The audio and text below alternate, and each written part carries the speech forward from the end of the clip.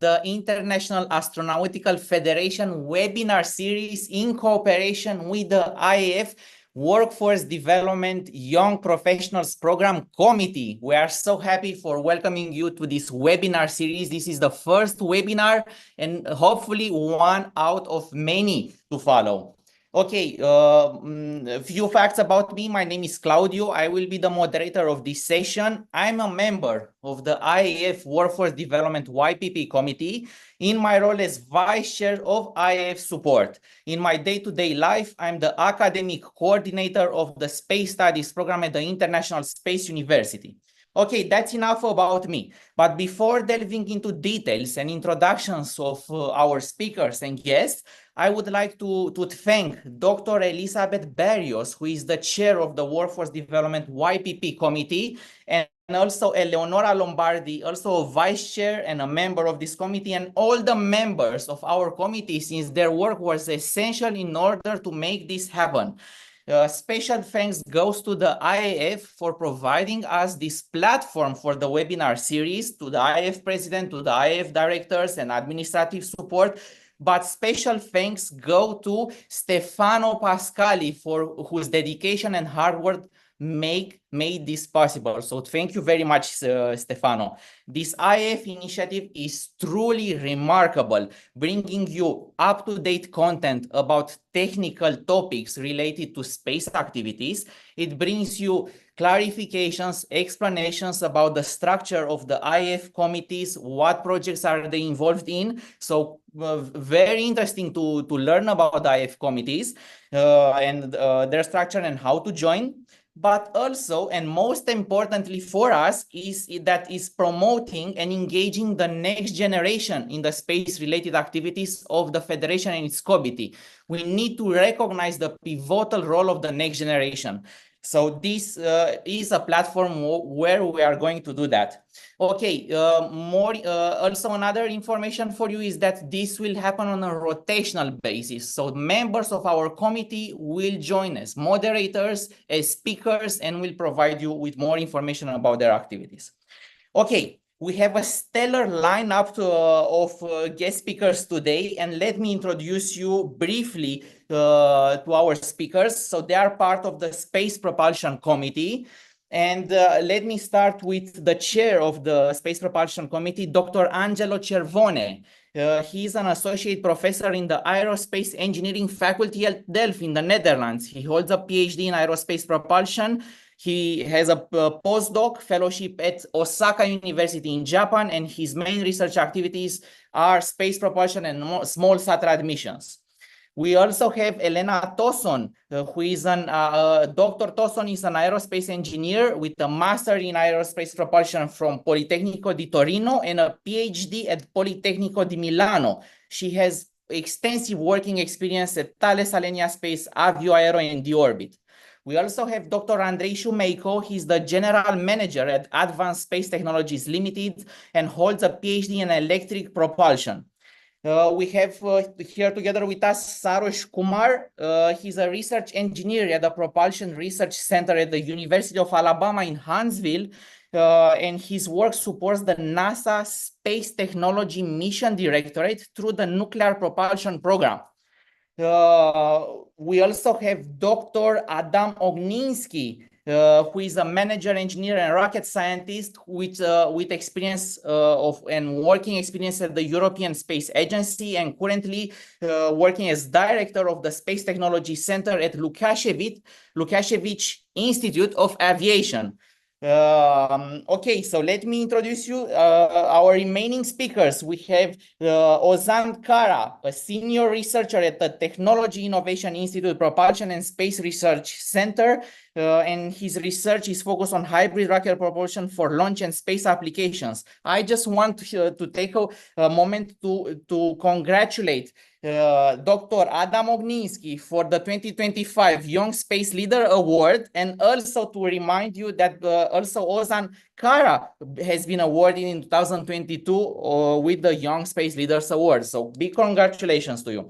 We also have Bhavya Shri Janardhana. She's a propulsion engineer and Polaris space planes with a master degree in space engineering from TU Berlin. She's extremely engaged in the global space community and is part of the HJC alumni team. We have Nicoleta Wagner, who has a strong track record in managing complex systems and projects, with over 6 years of experience and a career both at ESA and Airbus Defence and Space. She's involved in the European Space Program, and she led the Ariane 6 transition process improvement projects. And lastly, we have Ana Federica Urbano. She's a professor in launchers and space systems at ISAE Supaero. Her research activities focuses on in the advanced space concepts team. She has a PhD in, she obtained her PhD in 2012 from La Sapienza University, and she's the coordinator of the ESA topical team, Propellant Management Physics. So as you have seen, we have indeed a stellar lineup of speakers. So let's start our activity. Let's hear from them. I have prepared a set of questions, and they will rotate in answering some of these questions. For the persons that are following right now, please make sure to take notes and also ask us questions. Use the chat function on YouTube, on the YouTube channel, and ask us questions. We are trying to answer them at the end of the session, also depending on the time left. Okay, we have an excellent team. Gender diversity is there, geographical diversity, and let's start with the first question. So I think everyone is interested to know what is the role of the IAF Space Propulsion Committee and what kind of deliverables they are working on. So what session are you currently managing at the IAC in Sydney, and what are your expectations? I want to give the floor to Angelo Cervone. Please go ahead. Thank you, Claudio, and good afternoon, everybody. Our committee is one of the several technical committees of the International Astronautical Federation. The name is Space Propulsion Technical Committee, so I think it's quite clear what we do. Our mission is to promote space propulsion activities within the Federation, of course, but also in general, in a broader sense, within the whole space community. And as you can imagine, when we talk about space propulsion, this means a lot of different things. So we are really a very broad field of expertise and topics that we cover. We cover liquid propulsion, so big rocket engines. We cover solid and hybrid propulsion, electric propulsion, also small propulsion for smaller satellites. We cover other things like air braking and hypersonic propulsion, but we also look at advanced propulsion concepts, things like nuclear propulsion, things like propellantless propulsion, and also in general disruptive concepts that can be particularly interesting for the future for new missions. So this is in terms of fields that we cover, but also in terms of perspectives from which we cover these fields. We look at different things. We look at things like testing, so development and research and development of systems. We look at things like design, analysis, but also we look at infrastructures, so testing facilities, for example, manufacturing facilities, and so on. So as you can see, we have a very broad range of things that we cover, and you will also see this in the answers that will be given by my colleagues during the webinar. A few words about the committee. The committee is made of currently 45 members, out of which there is around 10 young professionals, so 10 people younger than 35 years. And we have at the moment 9 female members. So we have already an acceptable diversity in terms of young professionals and female members, even if we want to even improve on this. And we have a very nice and broad diversity in terms of geographical diversity. So we have people from every area of the world. and in terms of place where our people work. So we have people from industry, from academia, from research institutes, and from agencies also. I am currently the chair of the committee. I'm helped by some co-chairs who are all in the group of people who will talk to you today. So last part of the question is what we do exactly, what are our activities within the federation.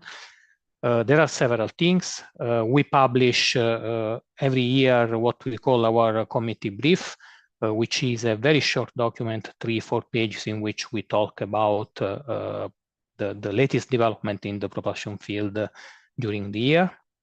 And usually this is published in the website of the IAF, and we also try to give link to document in our social media, for example, like LinkedIn. We also, in general, try to communicate about the activities related to propulsion in the world, and we do this at conferences, events, in webinars like this one, and so on. But of course, the main task of our committee is to prepare and organize and make sure that the propulsion symposium at the ISC goes smoothly. And this happens every year. We have a very rich and wide symposium with, this year it will be with the 11 sessions on the different fields that I was mentioning before. And all the members of the committee collaborate to the selection of the abstracts for the sessions, and also, of course, to chairing the sessions and moderating the discussion at the conference. So we all wait for you in Sydney for this year's symposium. Angelo, thank you very much for the summary of the committee. So keywords, there are 45 members. The committee brief is published on the IAF website. You have about 11 sessions, and you are taking care of the abstracts for the IAC in Sydney, where you are organizing this session. So thank you very much for this information.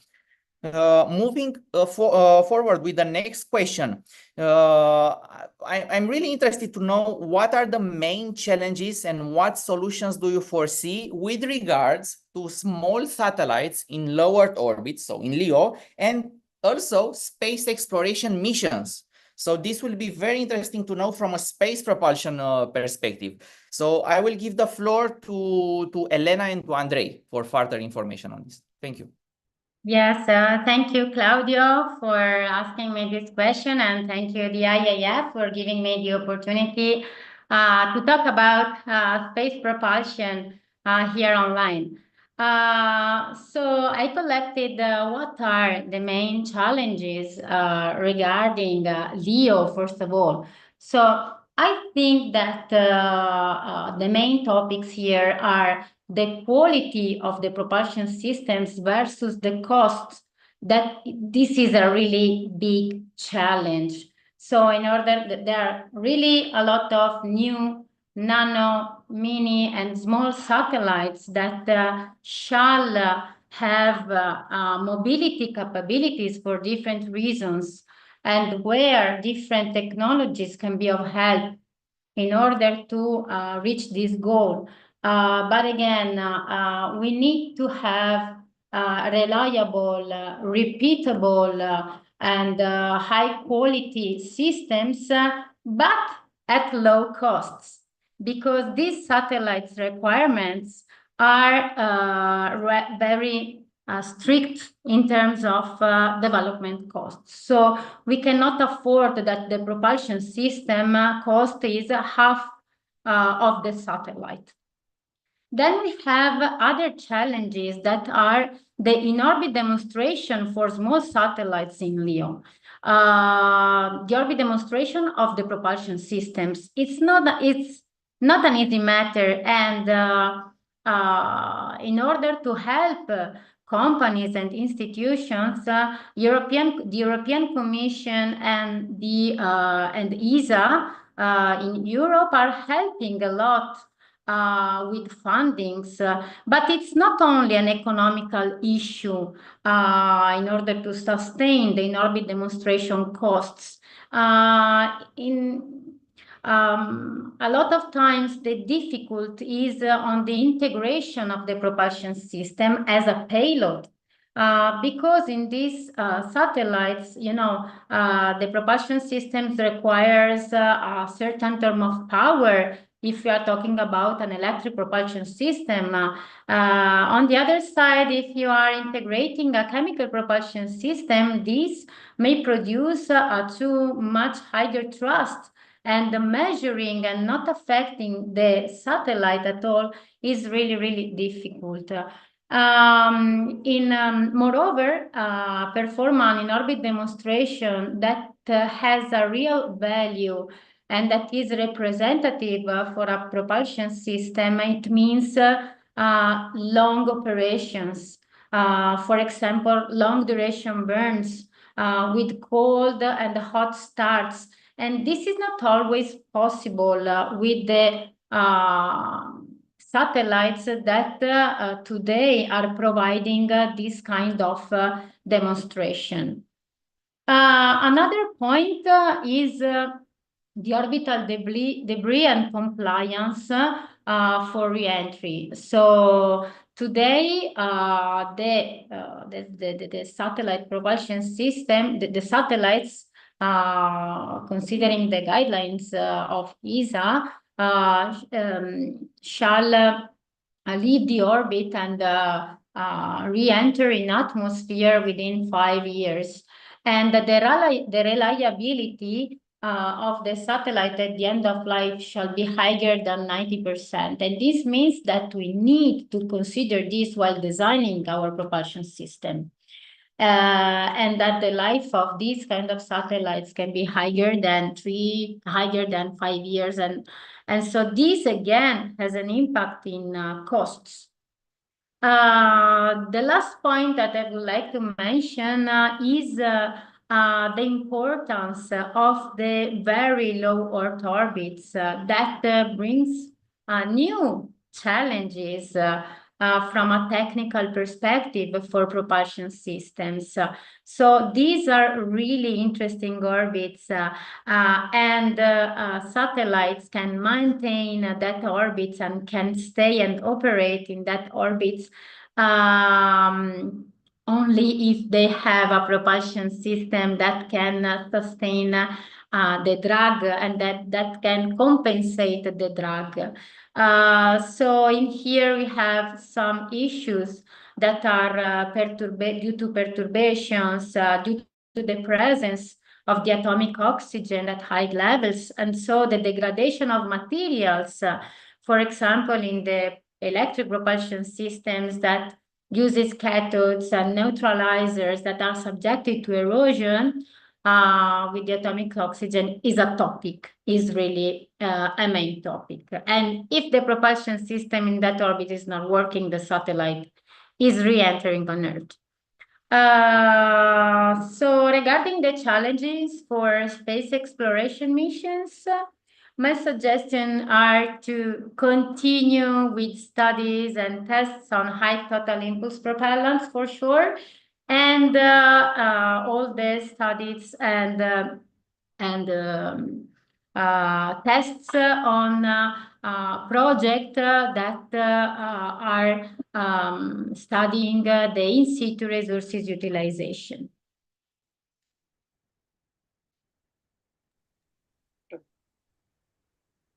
So also we can add for challenges for small satellites missions in LEO, we're transiting from static to dynamic missions in these orbits. So in dynamic missions, we can continuously change the orbital characteristics of the satellites, and to achieve this capability, we should use the propulsion systems that can generate thrust forces in multiple directions. So around the world, there have been multiple experiments both on ground and in space, but researchers still try to find the best base technology to realize the propulsion system with thrust vectoring capability, and also try to find the best mechanism to realize this capability. As for deep space missions of small satellites, for example, there are some emerging missions like providing communication on the surface of the moon or on the surface of Mars, and also operating some space objects in Lagrange points, for example, for remote sensing of deep space and studying it. And for these missions, we require propulsion for station keeping and also to change the altitude. And the main challenge for this propulsion system is the extension of operational time. Because we cannot have a lot of propellant on board the satellites, and we cannot change them often because they will be located far away from the Earth. And so we need to create a propulsion system that can operate, for example, can be serviceable. So we can change the propellant tanks, or we need to move from fluidic propellants such as noble gases that are used, for example, in electric propulsion or other fluids to use solid state metals in new propulsion systems. Okay, thank you very much, Elena and Andrei. So this is super, super interesting. So you mentioned about reliability systems at low cost. Okay, that's a huge challenge, but we are working on that. Also, you made a difference between electrical and chemical propulsion systems. You mentioned about orbital debris and very low Earth orbit degradation of materials and challenges. But we also heard about deep space missions of small satellites on the Moon and Mars. So super interesting. Thank you very much for sharing this information with us and our audience. Okay, however, I have a follow-up question. I want to, it would be interesting to know about the space nuclear propulsion concept. So is your committee looking also into this topic? I will give the floor to Saroj to provide us with more details. Yeah, sure. Thank you for the question, Claudio. And the answer is yes. As Angelo just highlighted in the beginning, the IAF Space Propulsion Committee is indeed actively engaged in supporting and promoting research in the field of space nuclear propulsion, or S&P as we call it. And this is a critical area of interest as we look towards enabling more ambitious missions beyond low Earth orbit, which was just discussed as of right now. Looking at missions, for example, crewed exploration missions to Mars and deep space robotic missions. The committee recognizes the transformative potential of several nuclear propulsion concepts, and we work closely with the international stakeholders to facilitate dialogue, share research, and support collaborative development. And our focus spans in a range of technologies in nuclear propulsion, such as nuclear thermal propulsion, which uses a nuclear reactor to heat the propellant, for example, hydrogen, for a very high thrust and high efficiency propulsion. We look at nuclear electric propulsion systems, where nuclear energy is converted into electricity for power to the nuclear thrusters and onboard spacecraft powers for long duration missions. And also we look at advanced concepts in the nuclear side as well, for example, nuclear fusion propulsion systems. And also I want to highlight the value proposition of nuclear propulsion. So consider this: the NASA's Europa Clipper spacecraft, which is currently on its way to Jupiter, using chemical propulsion, will take about 5.5 years for it to reach Jupiter. In contrast, if it was to use nuclear thermal propulsion, it could cut the trip time by just under 2 years, which will be a game-changing capability in exploring, celestial objects, not just, in the near space, but also, in outer solar system and so on. And beyond speed, NTP also can launch significantly heavier spacecraft, enabling missions which will traditionally not be possible using the current available propulsion solutions. And in the case of nuclear electric propulsion, which produces a low thrust, but is extremely efficient and could cut the travel time to a Neptune rendezvous mission, for example, to just about 10 years. What eventually, or otherwise, it would take about 16 or more years using chemical propulsion. And the advantage of NEP is that it provides sustained electric power, not just for the thrusters, but also onboard instruments. So you can run, like high power instruments, for example, radars and so on, to study the celestial objects. And also, like going much deeper into the solar system, where solar power will not be feasible at such large distances. Looking further ahead, a nuclear fusion propulsion concept could reduce the Mars travel trip time to just under 3 months, what it actually takes about 7 to 9 months using the current technology. And studies have shown that it can actually enable interstellar precursor missions, making science fiction into reality sometime in the near future. And I also want to highlight some of the programs what are being conducted, across the globe. So, for example, here in the United States, NASA, in fact, did conduct multiple ground tests of nuclear engines back in 1960s under the projects Rover and Nova programs, although no flight tests were carried out at the time. But currently, NASA is actively engaging the space nuclear propulsion concepts under the Technology Demonstrations Missions Program, which is supported by the Department of Energy, various national labs such as Los Alamos and Idaho National Labs, and many other industry partners. In Europe, ESA is supporting space nuclear propulsion through studies led by universities and industrial partners such as Ariane Group. And these efforts are under the projects, if I remember correctly, Alumni and Rocket Roll, which aims to access the feasibility of nuclear propulsion technologies for future European space missions. The European Innovation Council, where a lot of my folks are actually working on, is also supporting innovative ideas, such as in the name of Project Banter, which is a short form of bimodal ammonia nuclear thermal and electric rocket, if I'm correct. And I'm also pleased to share that at this year's International Astronautical Congress in Sydney, our committee is organizing a special session on space nuclear propulsion. And the session will feature leading experts from these programs offering insights into the latest developments. Saroj, that's wonderful. Thank you very much for clarifying and providing us with some details about such interesting projects. So we heard from you about the importance of nuclear space propulsion for deep space missions. You made the difference between the nuclear electric propulsions and the fusion concept. And you also highlighted that there are different programs at NASA, but also in Europe. So different organizations working on this concept at international level. And we are looking forward, for your session, the nuclear space propulsion session at the IAC in Sydney. Okay, moving forward with another question, I want to ask the committee members if you can give me examples and details about projects at international level about the space propulsion. And also, it would be very interesting for us to learn if there is a difference in working with space agencies versus working with the space industry. Are there different procedures? Are you focusing on different aspects?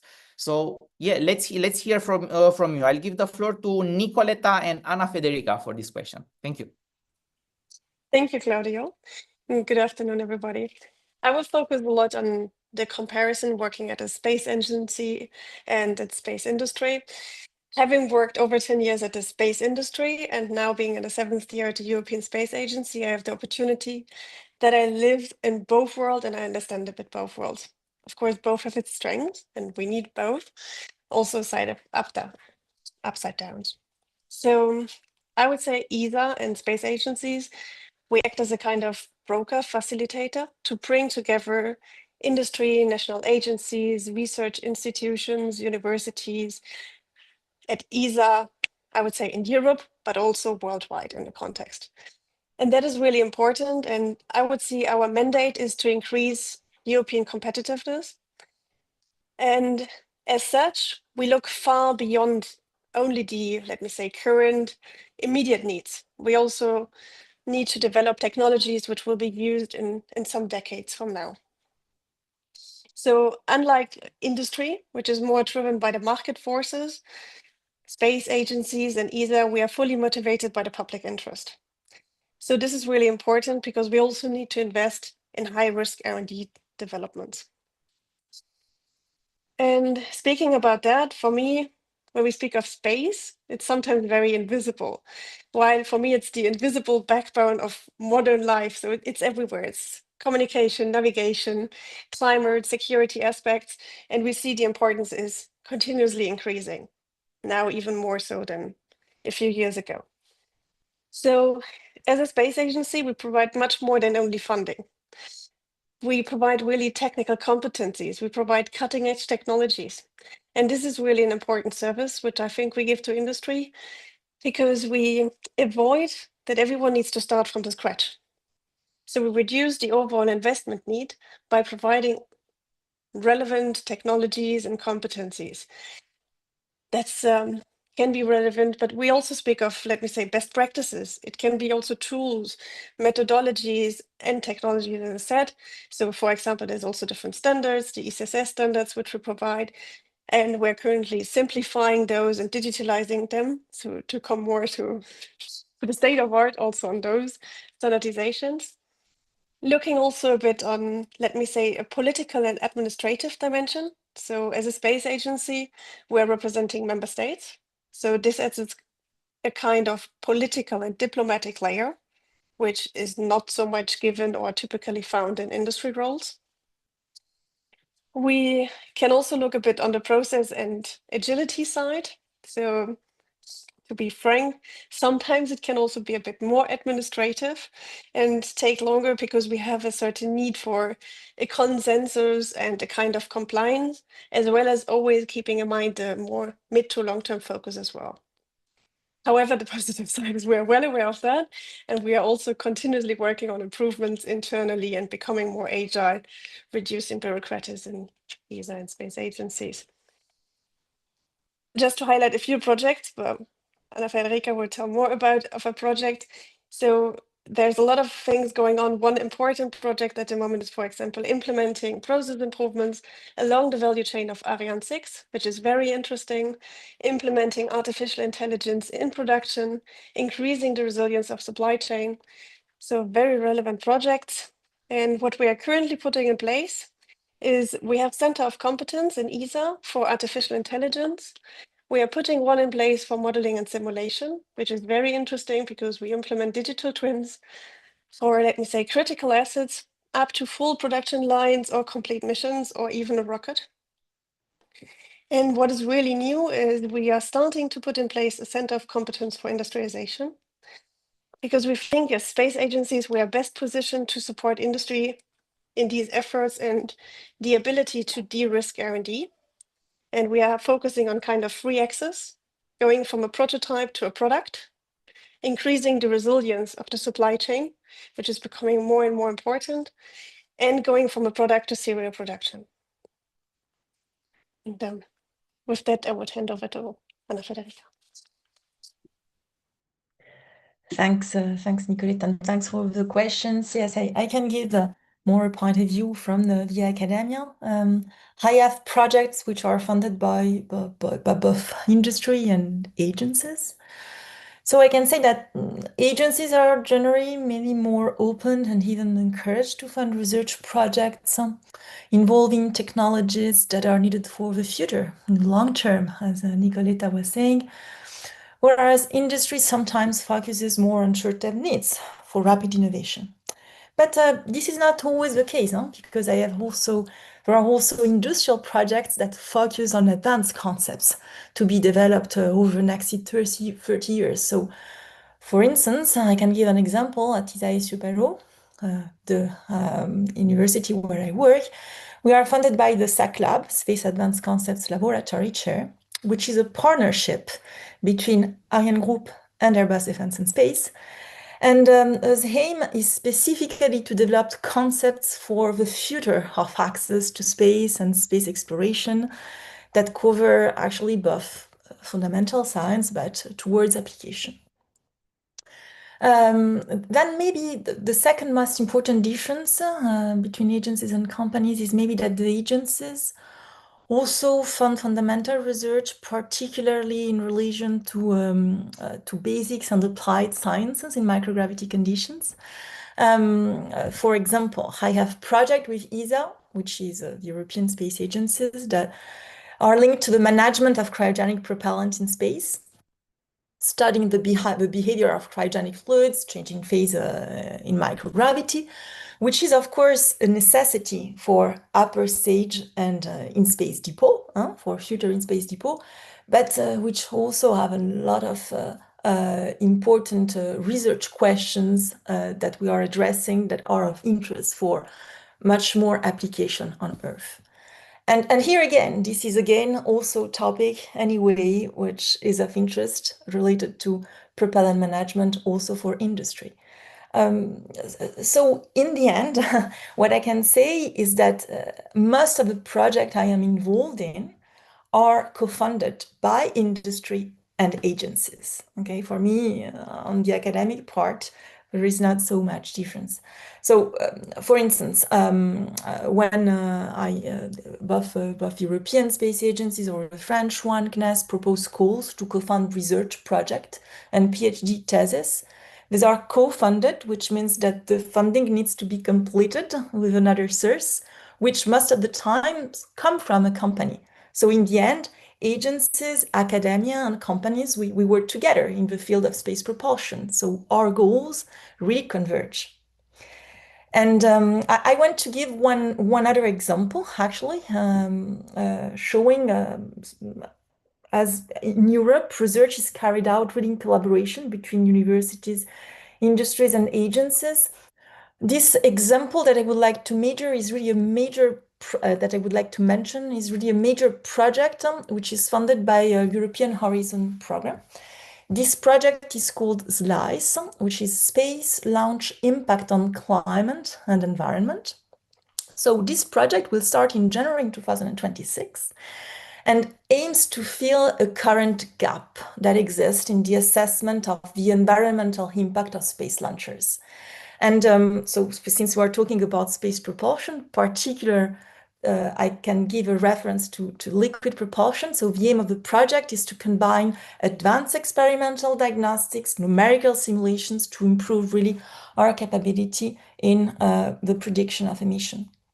And more in general, the project covers near field emissions, far field interaction with the atmosphere, climate modeling, and system analysis. So it's a very large project. And of course, this can only be done if we work all together. And so partners include several European universities and research laboratories, as well as agencies and companies. And the project will form 18 PhD students that we will hire starting in 2026. So yes, those were a few examples just to answer your question, and I will be happy to give, of course, more detail if needed. That's amazing. Thank you very much, Nicoletta and Ana Federica. So this is so much information, very useful to hear and learn about this. So you mentioned about the space agencies and ESA's role, for example, to act as a broker. So we hear of this very often at the conferences, also about the European competitiveness. So everyone is focusing on developing technologies to support the European market and to motivate the public interest. So we heard about funding and technologies, about standardization tools, about projects with Ariane 6 and implementing artificial intelligence in production. Very interesting that I noted is about the digital twins. So you are also considering implementing this in different areas and supporting the industry. So that's great. And from Ana Federica, I noted key aspects of the academia involvement with the industry. So basically, the projects are co-founded, right, by the industry and space agencies, and she provided us with information about a new project. So SLICE 2026. To fill the gap on the environment impact. So thank you very much, Ana Federica. This is great information for our audience. So let me ask you another question. So we heard all about this from you. So this is absolutely new information, great research behind this. But if you were to summarize all these activities, so what can we expect as the next big thing with regards to space propulsion, and how is this relevant from an interdisciplinary perspective? Yes, so how people react to the next big thing from an interdisciplinary perspective. I would like to give the floor to answering the questions to Adam and Angelo. Thank you. Thank you, Claudio, for this question. Of course, the big topics and the trends are changing rapidly, and this is due to the developing market, which was described here, partly to the both efforts from institutions, but also the companies, the new space market. What is important, what affects these development technologies are for sure new services, new commercial services, new needs for products and developments. And these are affected by also new types of missions, missions which we should consider, like in-orbit servicing, new types of small satellite platforms, exploration missions with potentially in-situ resource utilization requirements. But when we look about a wide plethora of solutions, of course, one could mention also some of the more exotic technologies. However, with my focus being on chemical propulsion, I must for sure mention green propulsion. It is one of the technologies which is critical to potentially eliminate hydrazine and its derivatives from in-space propulsion. Of course, there are several options to do this, several technologies out there, several oxidizers, monopropellants. And it is also important to mention that these new services also are not only due to the technical advancements, but also legal aspects, including space debris mitigation. So it's not only about cleanliness, it's not only about cost, it's also about ensuring a clean, safe orbit. And when it goes for launchers, launch systems, of course, there are other technologies. Some of the key aspects for new space and new products are for sure the decrease of costs, and this can be achieved either by somewhat maximizing performance by using new cycles, but of course cost decrease is more popular by good control of the supply chain innovations in this regard. And for sure we must mention here, for example, additive manufacturing, new process organization, new production organization, new quality and new acceptance of some risk in several development projects. And when it goes for also for my experience, for sure, some technologies for launch vehicles and suborbital vehicles like hybrid rocket propulsion, which is a combination of the benefits of liquid propulsion and the robustness of solid propulsion. And also we see a lot of interest in hybrid propulsion within our committee every year, and with many papers expected also the future congresses on hybrid rocket propulsion, which we see as now present not only in suborbital or orbital launch vehicle developments, but also for in-space applications and exploration missions. So it's a wide range of technologies, which indeed are interdisciplinary. And to finalize my answer, of course, this is a combination, and you can see it also within our committee. Here, not only mechanical engineers, experts in fluidics, structure, thermal. These are also people with background in chemical engineering, testing, data acquisition systems, and also programmatic aspects, management, because at the end of the day, this is also what drives the development of our whole sector. Thank you. Yeah, maybe if Adam already said a lot about this, maybe just a couple of words to wrap up. Since Adam has mentioned the green propulsion, another very interesting topic that is growing a lot, especially for small satellite technologies, is water-based propulsion, which is the greenest possible type of propulsion, of course, as you may imagine. And there is a lot ongoing in different types of projects and research teams. It was mentioned before some ongoing European projects, and for example, I am involved with my team at TU Delft in a project that is developing propulsion technologies which would use propellants obtained by water in orbit. And it is interesting because there are several of these projects now funded by the European Union. which are looking at different ways of doing this. And you can imagine the implications. Implications mean that you don't launch the satellite with a dangerous fluid on board, you launch it just with water. And it also means that you could use, in principle, these technologies in places like the moon, like Mars, like asteroids, where it is demonstrated that there is water available. So this opens the way to many interesting future possibilities.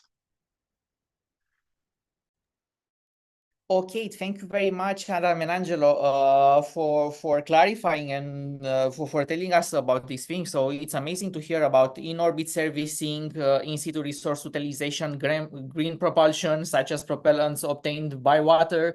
This is amazing, and to tell you the truth, I'm also very happy that you brought in the legal aspects about space debris mitigation and about sustainability. This is an important topic that has to be, of course, discussed, debated also in relation to the environmental impact and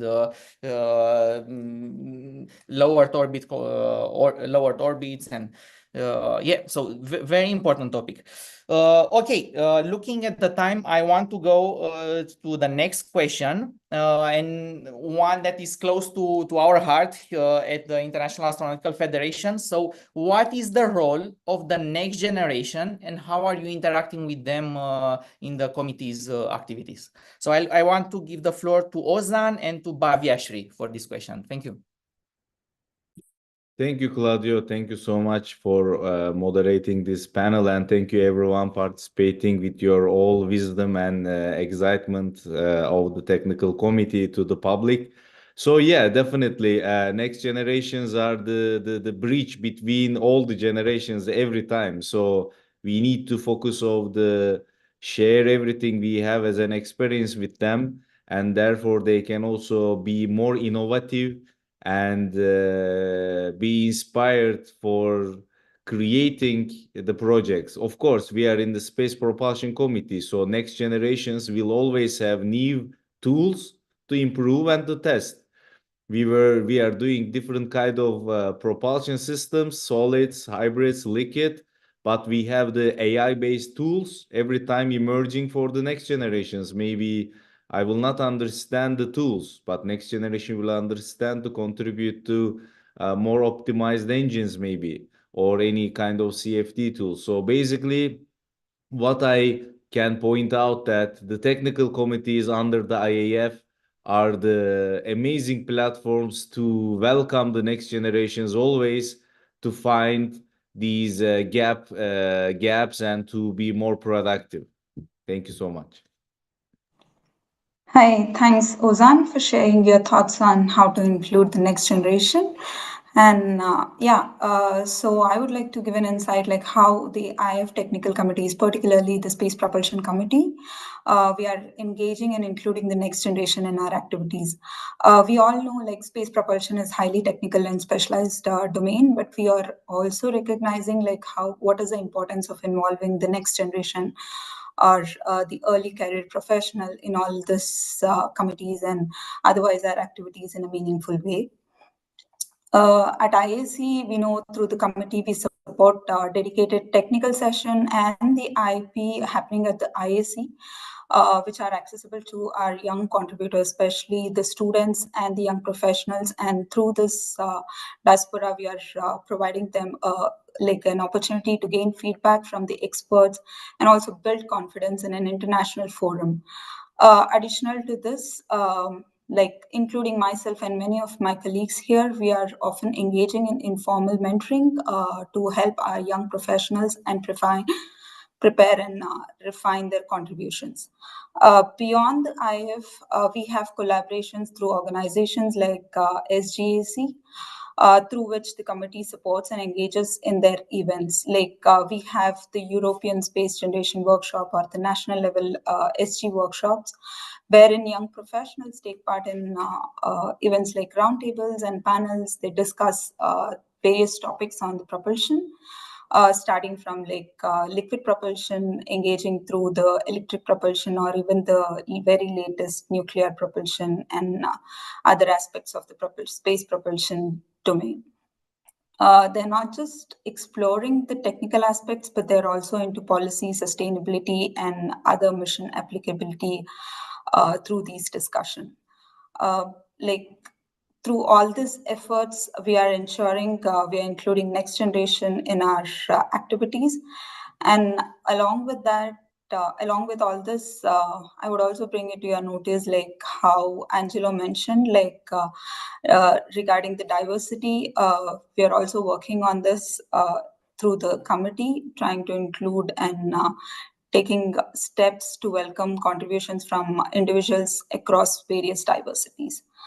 And as a further thing, like we have our website and the webpage dedicated for Space Propulsion Committee in the IAF website.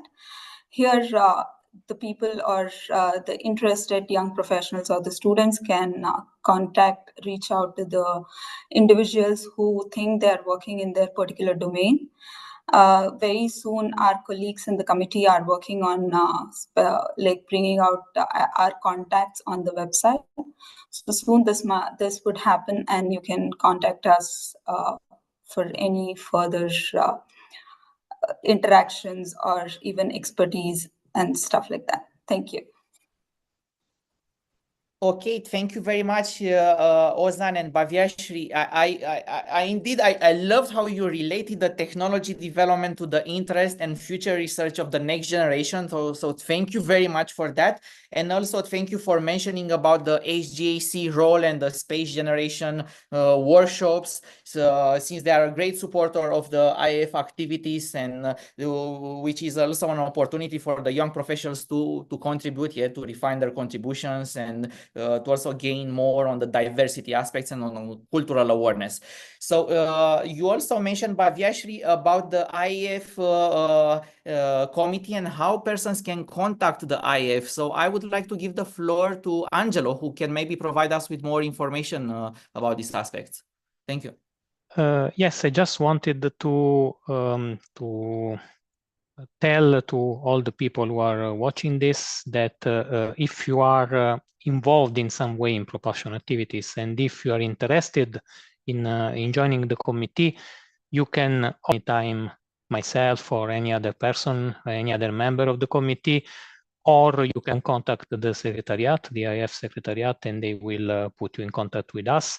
And we will then discuss your application and eventually welcome you in the committee. We are always very open to welcome new people in our committee and to even further increase the diversity and the inclusion aspects of the committee.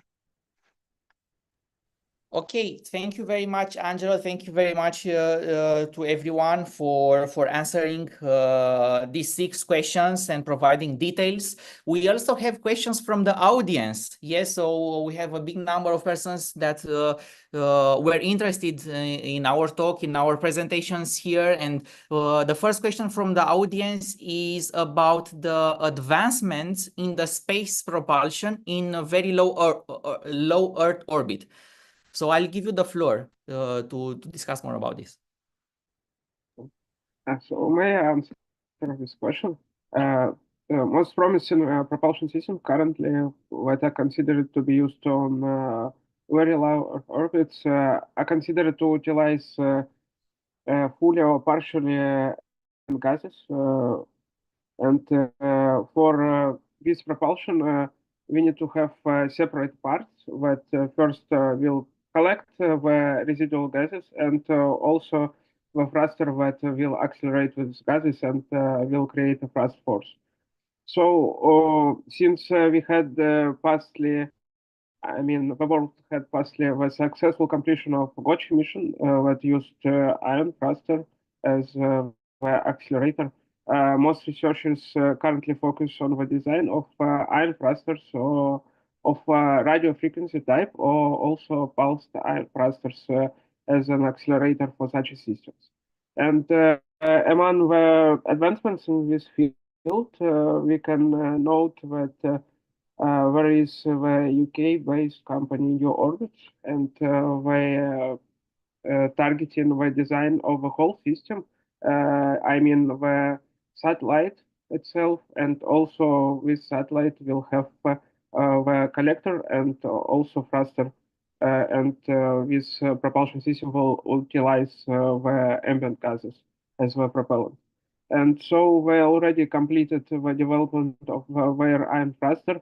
They completed the development of cathode neutralizer, that is electrodeless, because it is important to use electrodeless cathode neutralizers for very low Earth missions, orbit missions, because we have aggressive environment. And also they designed the active collector for ambient gases, and we can see in near like 2-3 years they will launch their system for testing. Okay, thank you very much, Andrei, for answering this question. I have an additional question from the audience. So what are the current challenges in the development of hydrogen peroxide-based biopropellant thrusters for small satellites? So which are the main open challenges, basically? Yes, I can take this one. So for sure, hydrogen peroxide has regained a lot of interest in recent years.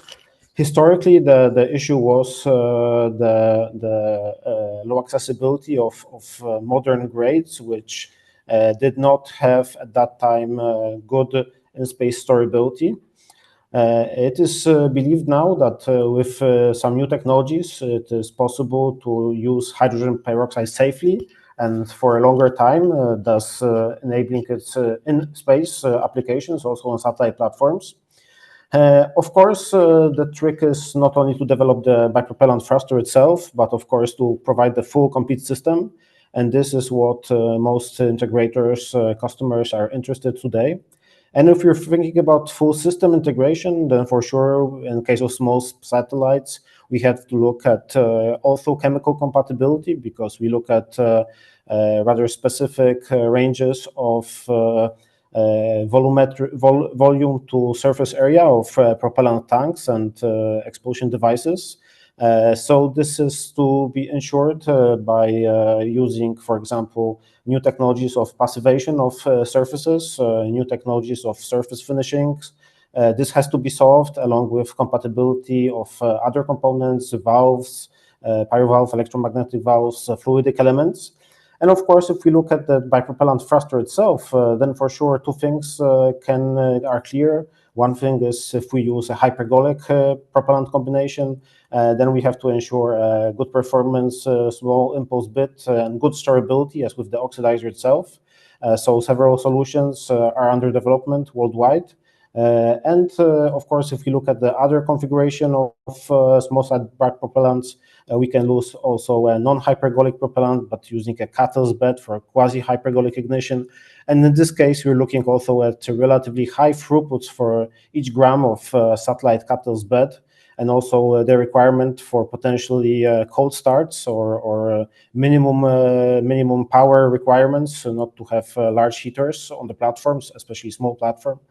So it's a combination of challenges, but I believe that we are also in a moment now that with all the funding globally, it is possible indeed to solve these challenges, as we have some proof recently via quite a few successful hydrogen peroxide missions in recent years and actually months.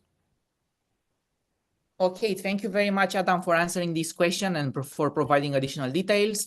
I have one more question for the committee members. So how many orbits would it take to maximize gravity while slingshot to Jupiter, Moon, Europa for maximum speed? I'll give this floor to Staros. Thank you. Yeah, sure. Thank you, Claudio, and I can answer this. I think the question is more focused towards the mission design and astrodynamic side of it. But then I'll try to highlight with respect to the propulsion side. So in order to, I think the question is that how many orbits it's going to take, but then it's completely, dependent on what the mission we are actually looking at. So for example, it's dependent on how much of a big spacecraft it is with respect to mass, what is the launch vehicle's capability. You're looking at what is the onboard propulsion system's efficiency. However, just to give an example, because the question is specific to Europa, the Europa Clipper spacecraft is currently using a mega trajectory where will be using gravity assist of Mars Earth gravity transfers. And again, if the spacecraft would have been a lot more heavier, then it would have required a lot more gravity assist, such as we have seen, like with respect to previous missions, such as Galileo and so on. But I also want to highlight with respect to the propulsion side. So if you have advanced propulsion concepts, such as nuclear thermal propulsion, it can actually inject spacecraft in a direct transfer trajectory. So you will not be dependent on gravity assist missions, not just to Jupiter, but also any destinations across the solar system, if that helps.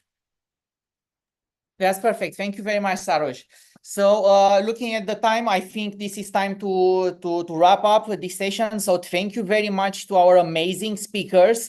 Again, we are all volunteers. We are supporting the IAF activities, whether in the committees, whether at IEC as volunteers. So big applause to Angelo Cervone, to Elena Toson, to Andrei Shumeiko, to Sarosh Kumar, to Nicoleta Wagner, to Ana Federica Urbano, to Adam Ogninsky, to Ozan Kara, and to Bhavyashri Janardana. So this was a great webinar. Thank you very much for your availability here.